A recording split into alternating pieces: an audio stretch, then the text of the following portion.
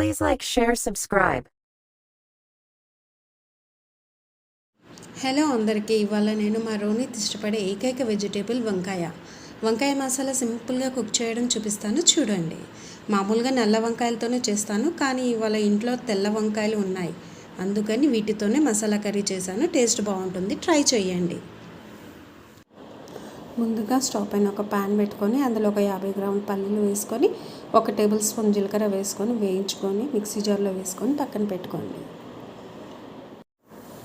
ఒక గిన్నెలో వాటర్ తీసుకొని అందులో 1 టేబుల్ స్పూన్ సాల్ట్ వేసుకొని వంకాయలని 4 ముక్కలుగా కట్ చేసుకొని వేసి పెట్టుకోండి. స్టవ్ పైన కర్రీ పాట్ పెట్టుకొని అందులో ఆయిల్ వేసి 1 టేబుల్ స్పూన్ జీలకర్ర, 10 నుంచి 15 మెంతులు వేసుకొని వేగాక ఆనియన్ కూడా వేసుకోవాలి. ఇలా ఆనియన్ కాస్త కలర్ మారాక అందులో 1 టేబుల్ స్పూన్ అల్లం వెల్లుల్లి పేస్ట్ వేసుకోండి. తర్వాత 1 టేబుల్ స్పూన్ పసుపు వేసుకొని కాసేపు వేయించి అందులో కడిగి పెట్టుకున్న వంకాయ ముక్కల్ని వేసుకొని కలుపుకోండి. ఈ స్టేజ్లోనే రుచికి సరిపడా సాల్ట్ వేసుకొని లిడ్ పెట్టుకొని కాసేపు ఉడకనివ్వండి.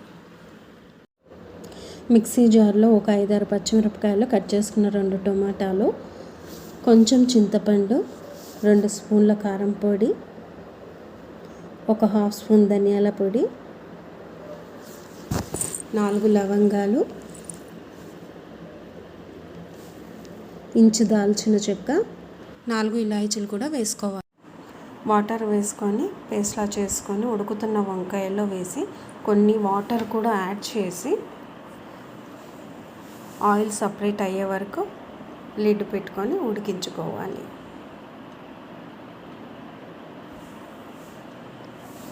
ఇలా ఆయిల్ సపరేట్ అయ్యాక కొంచెం కొత్తిమీర వేసుకొని 1/2 స్పూన్ జీలకర్ర పొడి వేసుకొని 5 మినిట్స్ తర్వాత స్టవ్ ఆఫ్ చేసుకోండి.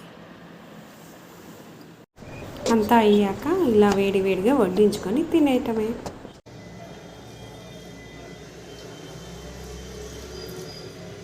సూపర్.